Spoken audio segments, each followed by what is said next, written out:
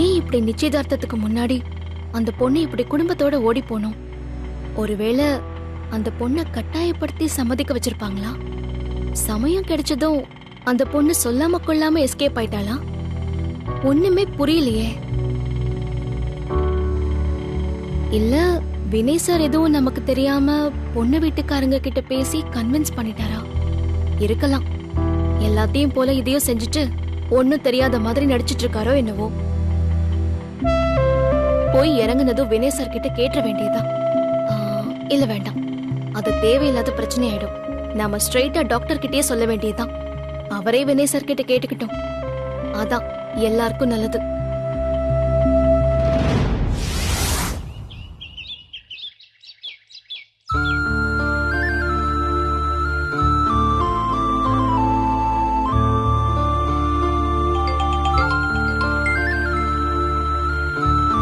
அம்மா என்ன இந்த நேரத்துல கால் பண்றாங்க? சொல்லுமா, எல்லாரும் எப்படி இருக்கீங்க? இருக்கோம். நீ? இருக்கேம்மா. சொல்லு. பணம் கிடைச்சதாம்மா? இன்னும் இல்லம்மா, நானும் அதுக்காக தான் ஓடிட்டு இருக்கேன். கிடைச்சிரும் நினைக்கிறேன், பார்க்கலாம். என்னடி பார்க்கலான்னு சொல்ற? இதுக்குதான் நாங்க அப்பவே குறுக்க நின்னு மறிச்சோம். போகாத, உன்னால பணத்தை ரெடி பண்ண முடியாதுன்னு. நாளானைக்குள்ள பணத்தை ரெடி பண்ணலனா ஐயோ நினைச்சாலே பதறுது. மித்ரா, நீ ஏன் அங்க கிடந்து வெட்டியா கஷ்டப்பட்டுக்கிட்டு இருக்க? இங்க பாரு, இங்க 2 தலைமுறையா ஒண்ணு மண்ணா பழகுனவங்களே நம்மள பார்த்தா எங்க உதவி ஏதும் கேட்டுருவாங்களோன்னு முகத்தை திருப்பிக்கிட்டு போயிடுறாங்க. அங்க நமக்குன்னு யாரு இருக்கா? முன்ன பின்ன தெரியாதவங்க எப்படி நமக்கு உதவி பண்ணுவாங்க? இல்லம்மா, ஒருத்தர்கிட்ட கேட்டிருக்கேன். பேங்க் லோன் தான். ஒரு 2 நாள்னு டைம் கேட்டிருக்காங்க. கிடைச்சிரும், கொஞ்சம் வெயிட் பண்ணுங்க. ஐயோ, உனக்கு ஏன் மித்ரா நாங்க சொல்ற எதுவுமே புரிய மாட்டேங்குது? போன தடவை நடந்த மாதிரி இப்பவும் கடைசி நேரத்துல இல்லன்னு தான் சொல்ல போறாங்க. அடுத்தவங்களை நம்பி ஏமாந்ததெல்லாம் போதும் மித்ரா. இல்லம்மா, இந்த தடவை கிடைச்சிருங்கிற நம்பிக்கை இருக்குமா? நம்பிக்கை நம்பிக்கைன்னு சொல்லி நம்மள நாமளே ஏமாத்திக்கிட்டது போதுண்டி. பணம் கொடுக்கறவன் ஒன்னும் சும்மா தூக்கி கொடுத்துட மாட்டான். அவன் எதிர்பார்க்கறத நாம கொடுக்கணும். அப்படி நம்ம கிட்ட என்னடி இருக்கு கொடுக்கறதுக்கு? வேண்டாம் மித்ரா, இவ்ளோ நாளா கௌரவமா வாழ்ந்துட்டோம். அதே கௌரவத்தோட செத்தம் போயிடுறோம். கஷ்டப்படாதம்மா, உன் அம்மா நான் சொல்றேன், நான் சொல்றத கேளு. அதுதாண்டி நம்ம எல்லாருக்கும் நல்லது. அம்மா சொல்றதும் சரிதான். இனி நான் யார நம்பி வெயிட் பண்றது? நான் நம்பி வந்த டாக்டர் என்னை விட கஷ்டத்துல இருக்காரு.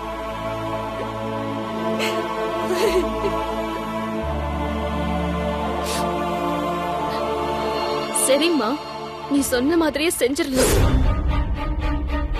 ஆனா நானும் ஊருக்கு வந்துடுறேன்.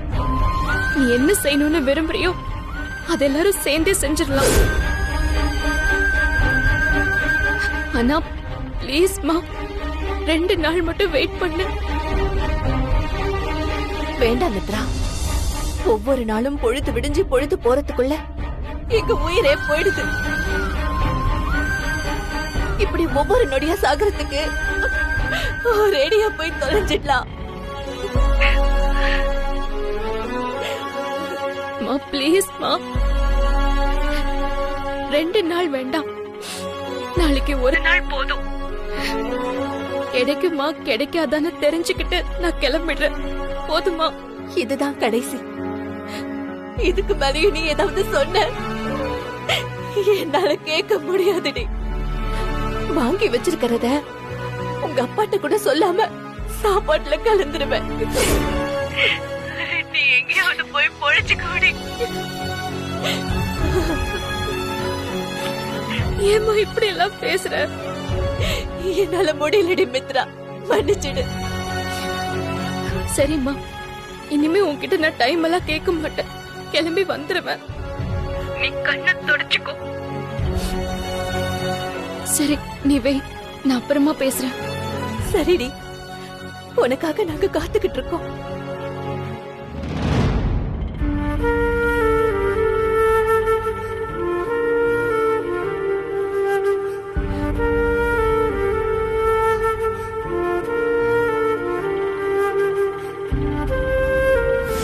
சொன்ன தேதியில பணம் வந்தாலும் சரி இல்ல நீ வந்தாலும் சரி, ரெண்டே எனக்கு சந்தோஷம்தான்.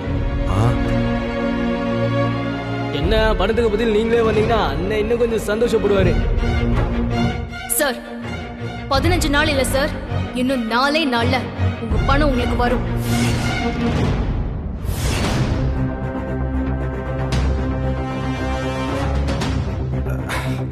ஏய், இப்போ சொல்றேன் கேட்டுக்கோ. உன்கிட்ட இருக்க ஒரே ப்ராப்பர்ட்டி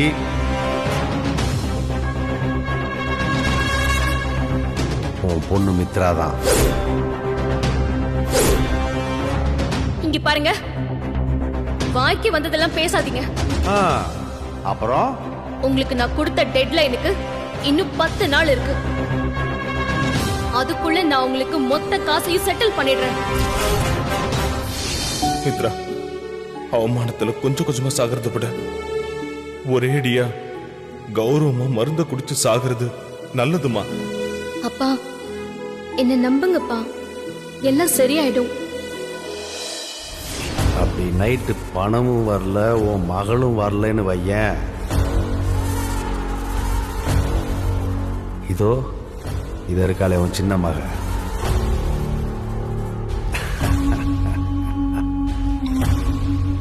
இவ்வளவு தூக்கிட்டு போயிட்டே இருப்பேன். டெட்லைனை தொட்டுட்டோம். ஒண்ணு பணத்தை கொடுக்கணும், இல்ல குடும்பத்தோட சாகணும். ரெண்டுல ஏதாவது ஒண்ணுதான் நடக்கும். நாளான்னைக்குள்ள எப்படி பணத்தை ரெடி பண்ண போறனோ கடவுளே. ஒரு பக்கம் இந்த கல்யாணம் நடக்காதுன்னு தெரிஞ்சா டாக்டர் குடும்பம் என்ன ஆகும் தெரியல. இன்னொரு பக்கம் என் குடும்பம். ஆண்டவா, என்னை ஏன் இப்படி சோதிக்கிற? இதுக்கு என்ன வழின்னே தெரியலையே.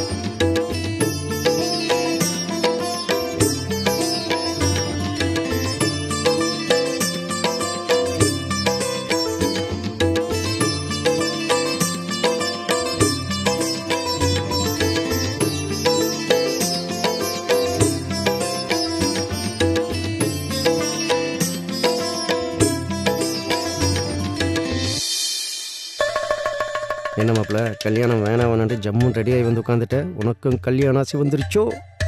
அட நீ வேற மாம்சு, இவங்க என்ன பண்ணாலும் இந்த கல்யாணம் எப்படி நடக்க போறது இல்ல. பின்னதுக்கு நானும் டென்ஷன் ஆகி அவங்களையும் டென்ஷன் ஆக்கணும். அதான் அவங்க சொன்னதுக்கெல்லாம் அப்படியே தலையாட்டிட்டு ஜாலியா வெடி பார்த்துட்டு இருக்கேன். வேடிக்கை பார்க்கறியா? என்ன மாப்பிள்ள சொல்ற? ஐயோ மாம்சு, மித்ரா பொண்ணு வீட்டுக்கு போய் 3 மணி நேரம் ஆச்சு. ஆக்சுவலா என் கணக்குப்படி இந்நேரம் அந்த பொண்ணும் அந்த வீட்டுக்காரங்களும் இந்த ஊரை விட்டு ஓடி போயிருப்பாங்க. ஐயோ, நடக்காத நிச்சயதார்த்தத்துக்காக நலங்கு வச்சுட்டு இருக்காங்க. என்னடா மாப்பிள்ள இது? விஷயம் தெரியாம உங்க அப்பா சிரிக்கிறான் பாரு.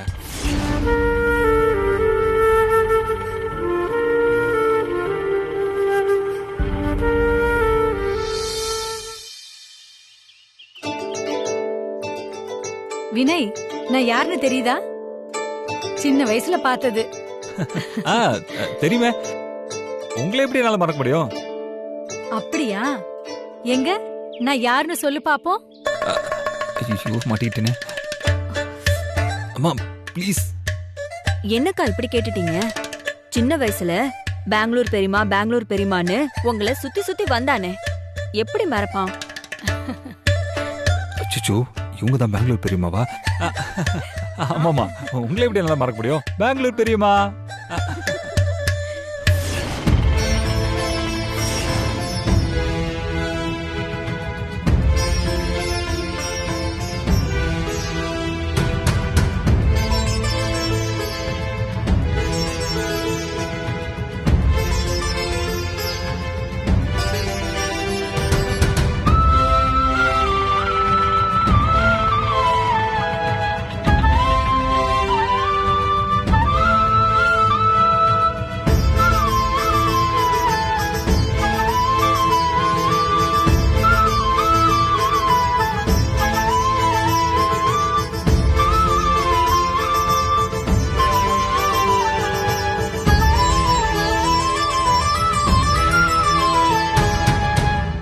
நான் யாருன்னு சொல்லுவினை.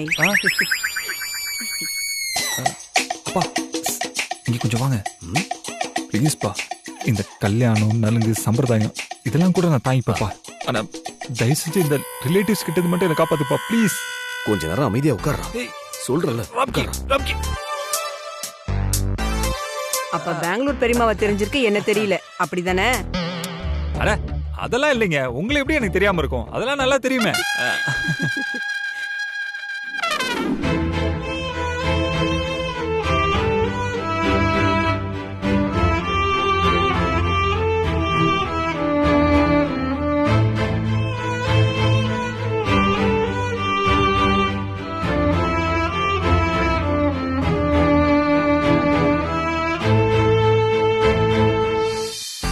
அப்ப சொல்லு நான் யாருன்னு.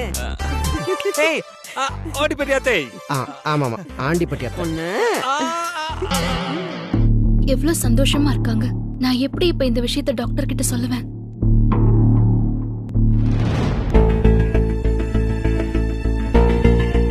வாமா. என்ன சார், கொஞ்சம் இப்படி வாங்கல.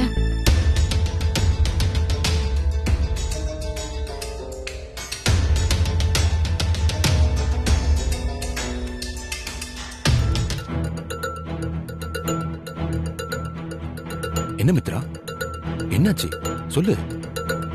சார், அது எப்படி சொல்றதுன்னு தெரியல சார். ஏன் இவ்வளவு பதட்டமா இருக்க? என்னாச்சு?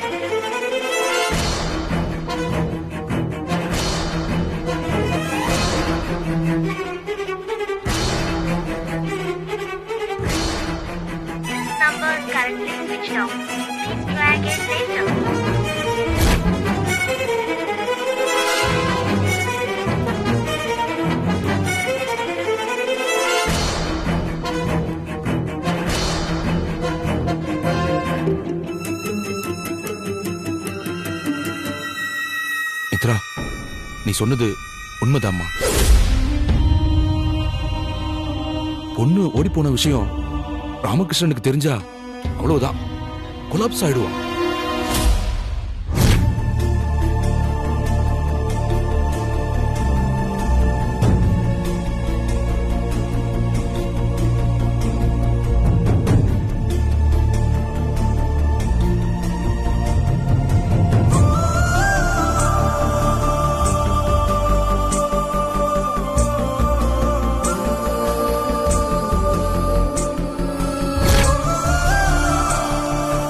Sir, doctor.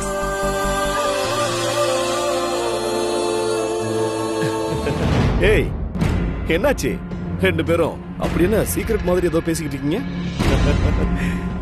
ஏய் மித்ரா, புடவை அவங்க வீட்டுல கொண்டு போய் கொடுத்தியா? பொண்ணு எப்படி இருக்கா சொல்லு.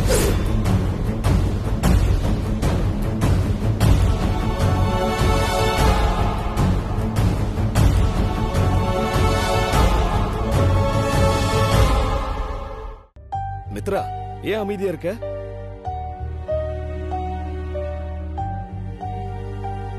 டேய் ராம்கி, ஒரு நிமிஷம் கொஞ்சம் தனியா வாயேன், நான் உன்கிட்ட கொஞ்சம் பேசணும். என்னடா, என்ன ஆச்சு? ஏதாவது ப்ராப்ளமா? ஒண்ணு இல்ல, வா வா நான் சொல்றேன். என்னடா வா.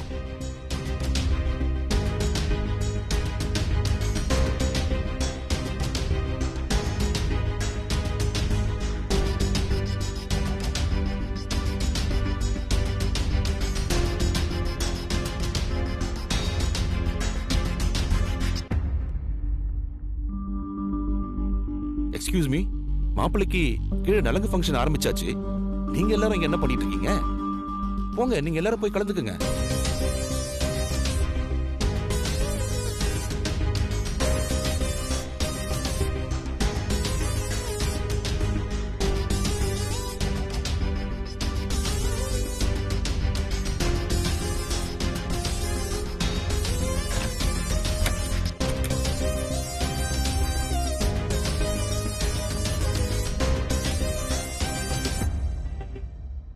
ஏய் தர்மா, எதுக்காக இப்ப கதவை மூடி லாக் பண்ற? ஏய், சஸ்பென்ஸ நீ சஸ்டெயின் பண்ண எனக்கு படபடப்பு அதிகமாகுதுடா. இப்ப சொல்ல புரியா இல்லையா? என்னாச்சு?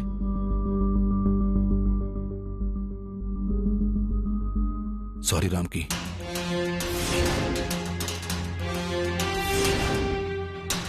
டேய், என்ன பிரச்சனைன்னு சொல்லுடா.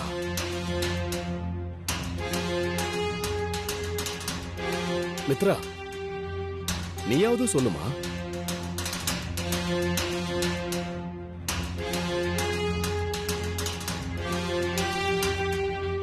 ஏய், ரெண்டு பேர்ல யாராவது ஒருத்தர் சொல்ல போறீங்களா இல்லையா?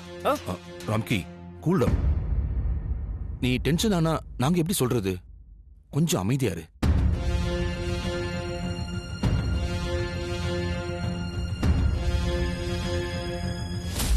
நம்ம நந்தினி ஓடி போயிட்டாலாம் ராம்கி.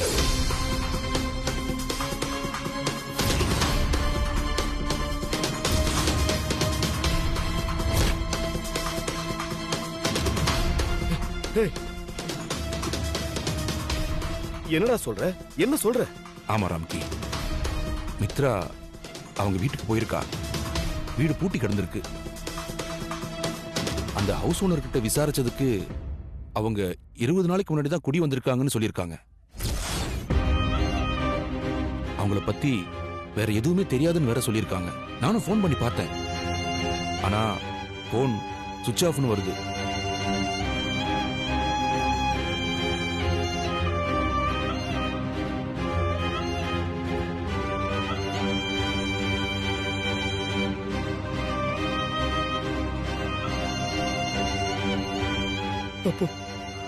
அப்போ என் மகனுக்கு கல்யாணம் நடக்காத தருமா?